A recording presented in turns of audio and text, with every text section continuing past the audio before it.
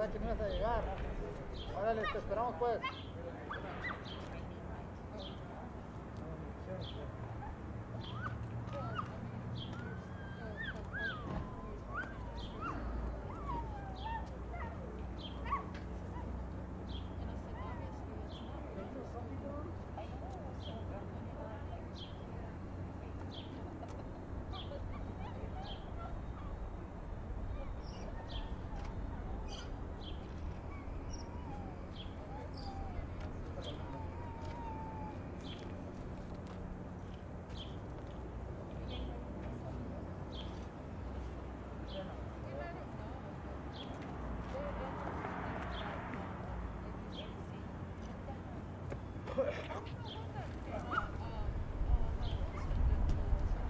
Paramos.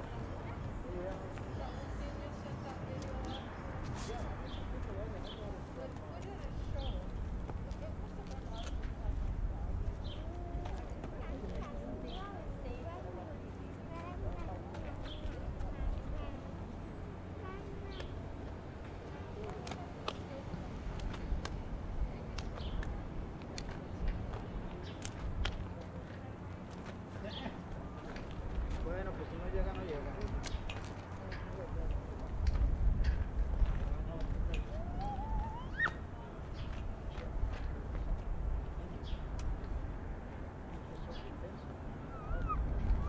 Watch it.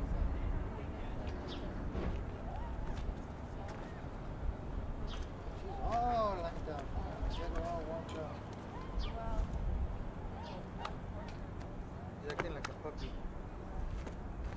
Watch it.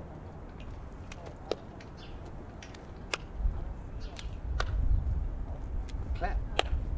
Clap. ¿Qué pasó? ¿Cómo estás, Alejandro? Pensaba que me ibas a dejar abajo. Telemundo sí parece que nos dejó abajo. No, no le hace.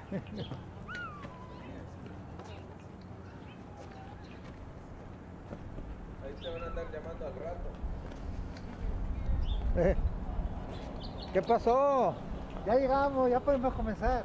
Ya nos vamos. We've been waiting on you, man. We said, no, we gotta wait. Man, you're beginning to get like me now, man. That's a good life, man. Buenas tardes. Vamos a comenzar. Silvia. Silvia, let's start it. I'm in the background. Does anybody want to pick up one of those? O ahí los dejamos. Ay, ya tengo. You'll get copies of it. Okay, so Good to see you. Good to see you. I didn't recognize you. I think it'd be. This is English. This is English. That's Spanish. Yeah. English, Spanish. One shot down, one more to go. Good. Earl and I got both our shots. Oh, nice. Que bueno. No, you do We it. got both our shots. And then just. And then this Saturday we have 150 people getting shots at Grant Give Park. me a rose. And then, Yes, I got one. what about Guadalupe? I heard they have one over there. The tribe's been doing Now closer. Vaccinations? yeah, vaccination, so they've been doing a good job. In 200 Good. last Bueno, one. qué bueno. That's 200. We ready? Yeah. Yeah, we'll just Well, wait until Univision is. Oh. Univision is lost. No. Oh, this is, I'm lost. Is oh, I thought they were here. It's aquí están, aquí están, aquí están. Here is more of support. I only know some of these, Yeah. the talking points. That's it. The more support's good. Yes.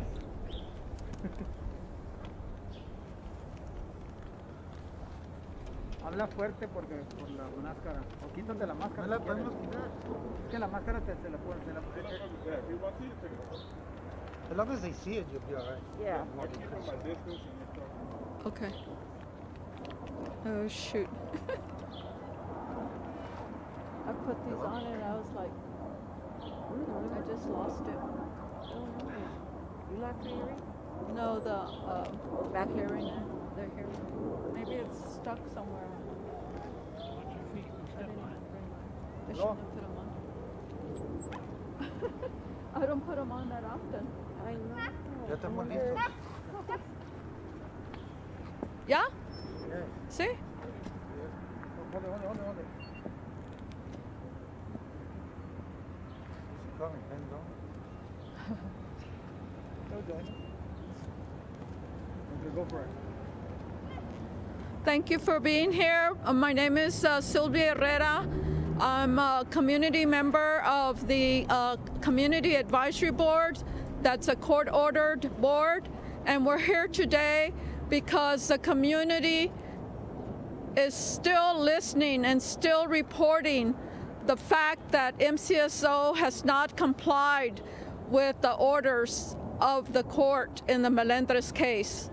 MCSO has failed miserably to address the issues at hand, which include the investigations of complaints and to stop the racial profiling. Today we have different representatives from the community that will address the different issues that we are concerned about.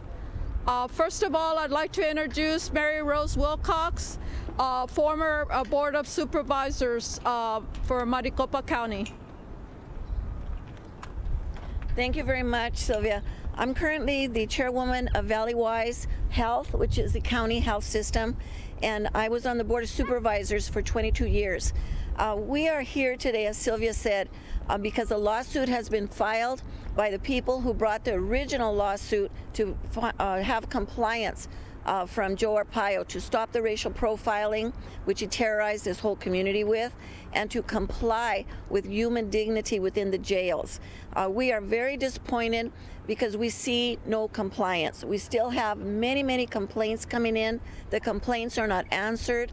As Sylvia says, it sends a chilling effect for somebody to be brave enough to complain and then never hear back. The other thing that really bothers me is the training. We have compliance training that Judge Murray Snow, a federal court judge, put into effect, and Penzone has not carried it out. Or if he has, we have no evaluation, and the complaints keep coming in. So obviously the training is not being done. We support this lawsuit as a past Mexican American Legal Defense Fund member. I was on their board for 10 years. I truly believe that they would not have sued with ACLU if there was any hint of compliance, because there's not. We are here today to support that lawsuit and to say, Sheriff Penzone, work with our community. We will work with you, but you must stop ignoring the compliance that you have to do. Thank you very much. Next, I'd like to introduce Ralph Martinez. He's director or president of Somos America, and they've been very instrumental in this case.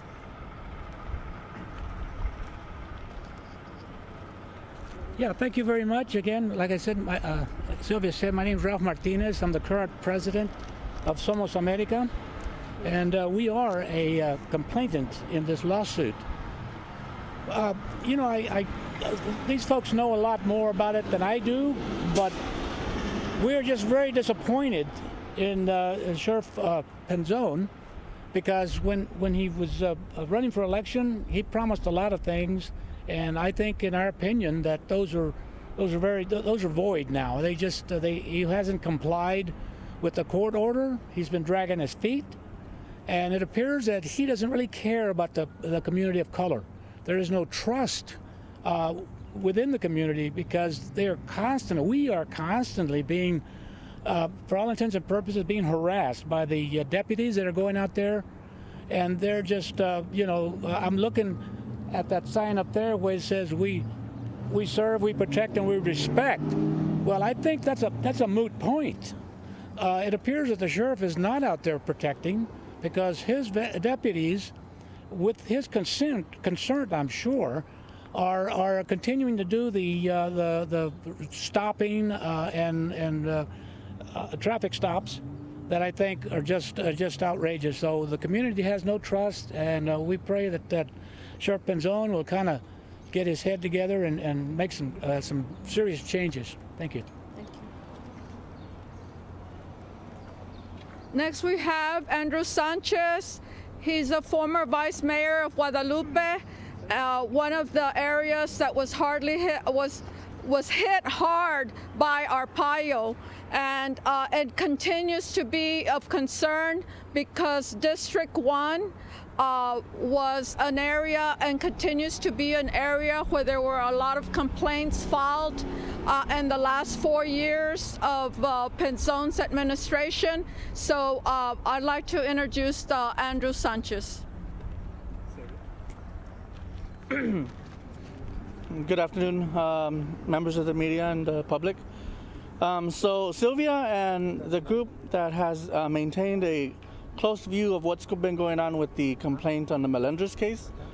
The town of Guadalupe has also been very interested in watching what's going on in the compliance of the sheriff. Whether a Democrat or a Republican sheriff sitting up in the office, we would hold both accountable. So I'm very thankful that the group behind us has maintained that structure, and we're constantly monitoring what's going on in Guadalupe, as being also the district that oversees the whole east side of the community, and hopefully we keep an eye on what's going on with the sheriff.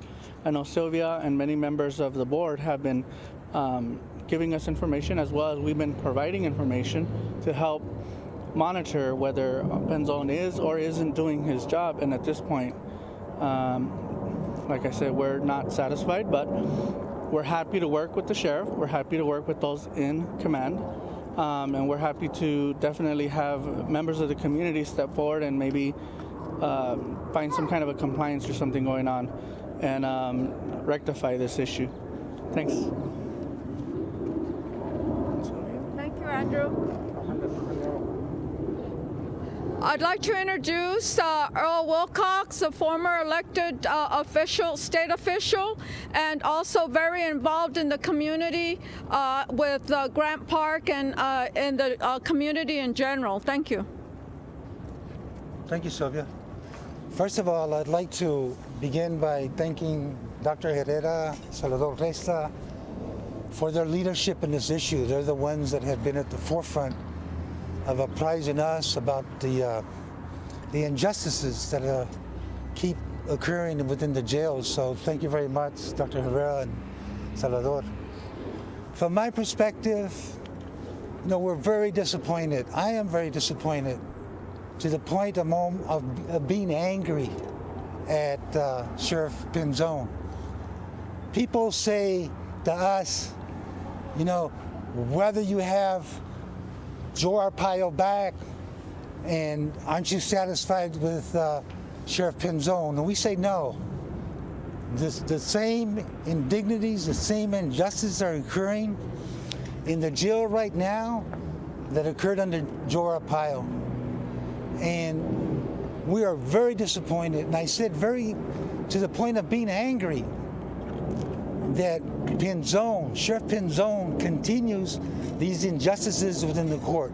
As Mary Rose has indicated, there's a court order that he's supposed to abide by, and he's done nothing, absolutely nothing, to satisfy the court.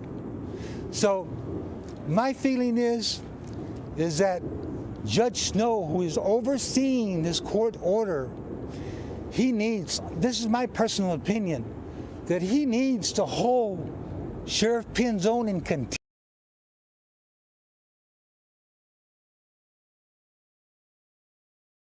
It's been years since we've had this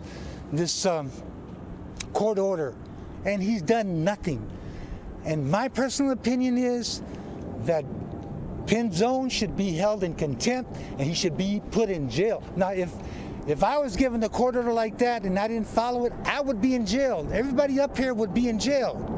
So I'm asking, from my perspective, Judge Snow, do your job.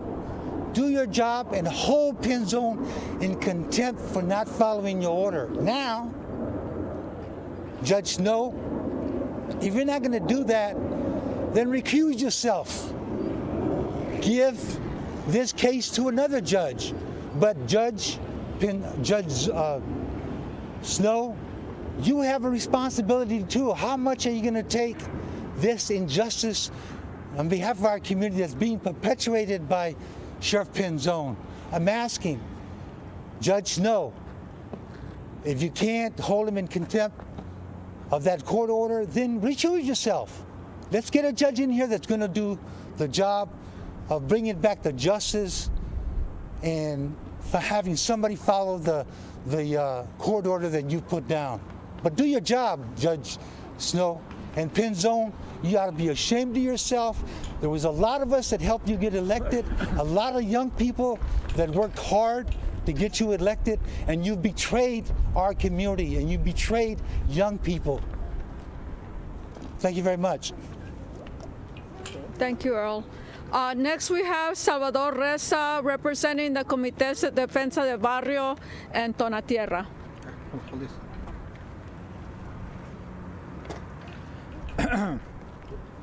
Well, in reality, a lot of this is up to the judge. Our perspective as the people that are directly affected was to inform and to try to change the behavior of MCSO. We thought that with Sheriff Penzone, things were going to change. But we knew that wasn't going to happen the minute that he decided to keep ICE in the 4th Avenue jail. ICE in the 4th Avenue jail is a magnet. It's a magnet for all the racist cops in MCSO, in the city of Phoenix, in Glendale. It doesn't matter where, because they know that if they get somebody for no license, they can put him there to supposedly find out who he is for sure, but they know very well they're going to get deported. So Sheriff Penzone has refused to even talk about that. That's not a part of it's not part of the court order, but at the same time, it's a magnet. And we knew at that moment that he wasn't going to change. Then we found out that he promoted, first he demoted, then he promoted people like now it's Chief Laterno, who was one of the main guys for Arpaio doing the raid. He was part of the SWAT team. Now this guy is a chief over Guadalupe and other places. And then you have other guy that's Hector Martinez, that's supposed to be a community liaison. He was the one that was exchanging racist cartoons on his phone to other deputies, and he has not done anything about it. And when we ask him, he says, "Well, they have been behaving well with me. You know, I'm giving him a chance." You do not change an institution like this by allowing the bad apples to stay there, because it'll still be podrido. It's going to be rotten.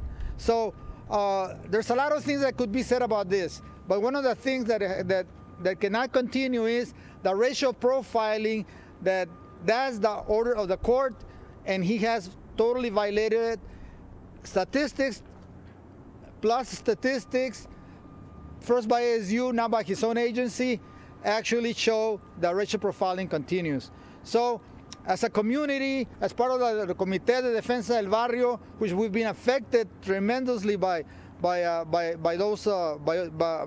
those tactics and those practices, we demand that Sheriff Penzone be brought to court and actually be found in a contempt of court. Right. Of course, it's up to the judge, but whatever the judge decides, we advise the judge that enough is enough, and that's our statement. Thank you very much. En español. Do you want it in Spanish or? No, I'm good. If that's it. Can I just take like one or two questions? Sure.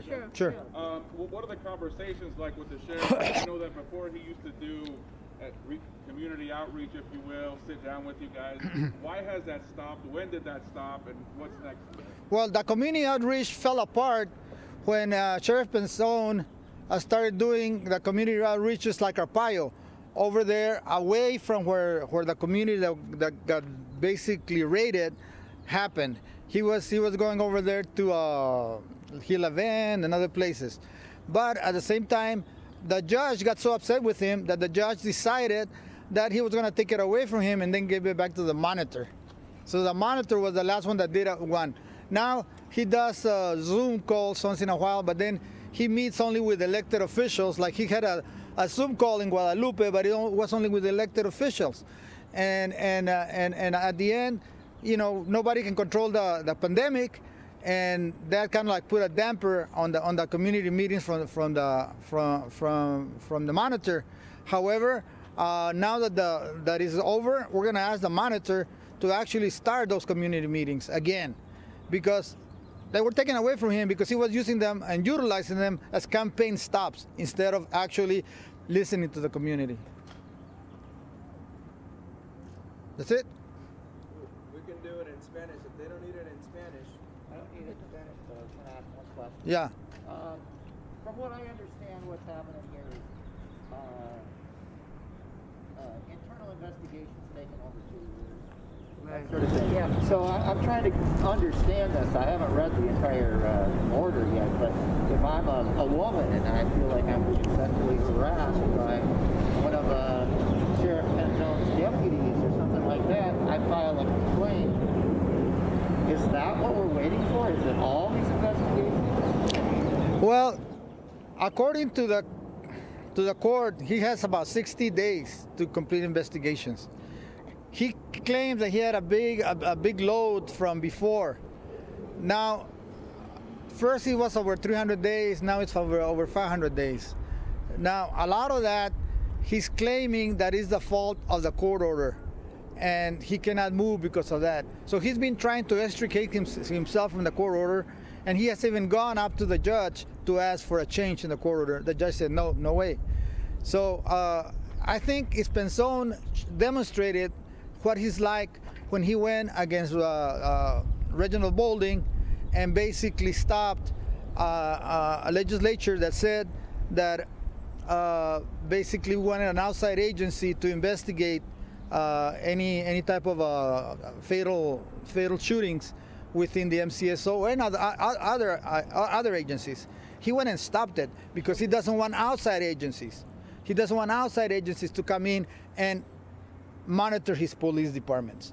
And that's the same thing with the judge. He's basically telling the judge, I'm going to do what I want to do because it's my department. That's no different than Arpaio. Arpaio used to do the same thing, just like him. So he has to change, and I hope the judge basically brings the hammer down on him and controls him. En español.